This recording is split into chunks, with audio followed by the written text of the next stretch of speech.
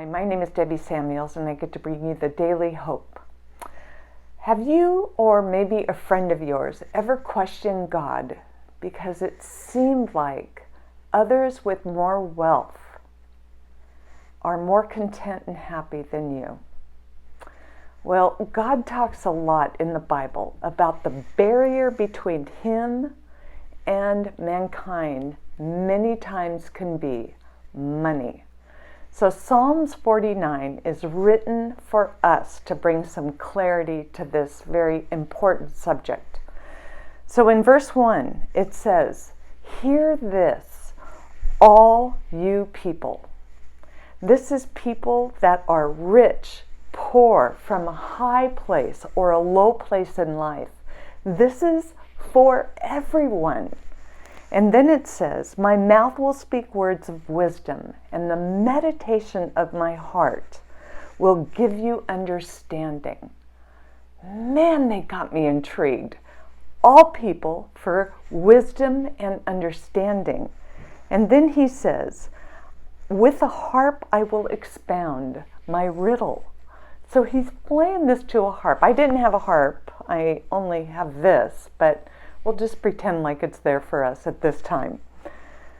Now, verses 5 through 9, these are verses about what money cannot buy us. And in verse 7 it says, "No one can redeem the life of another or give to God a ransom for them. The ransom for a life is costly, and no payment is ever enough."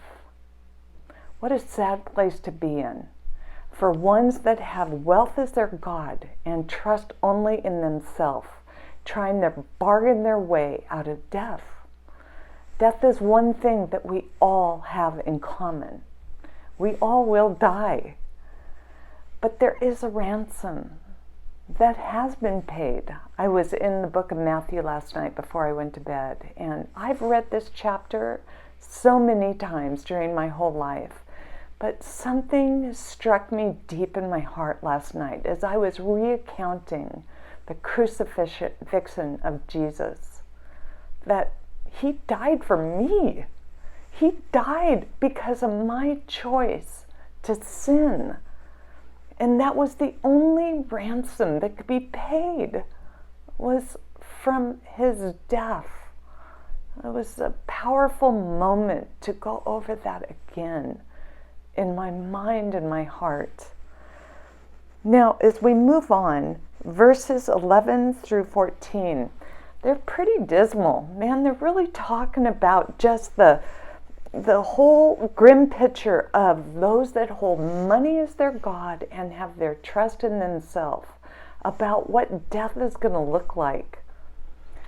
Yet we get to verse 15, and two words change everything. And those two words are, "but God." So, but God, it says, "But God will redeem me from the realm of the dead. He will surely take me to Himself." But God. In Hosea 13, verse 14, it says, and this is God speaking, "I will ransom them from the power of the grave. I will redeem them from death. O death, I will be your plague. O grave, I will be your destruction." Wow. Now as we look back and look at those verses that say, money can't buy it. Money can't redeem you from the grave. But God. Now, Psalm 49 is not written for everyone who's wealthy, because there's some that are wealthy that don't hold it tightly as their God. My dad had a friend when he was a pastor of a church named Bob. And Bob was very wealthy, and Bob played a major part of helping the church become very influential in the community to reach those that were unreached. But at his funeral a few years ago, there was a lineup of people that said that Bob supported them in international work all over the world. I had no idea the thousands and thousands of people that have been deeply impacted for Christ because of Bob. See, money wasn't God, Bob's God. Bob's God was the creator of this world. And his son, Jesus Christ, is the one that redeemed Bob.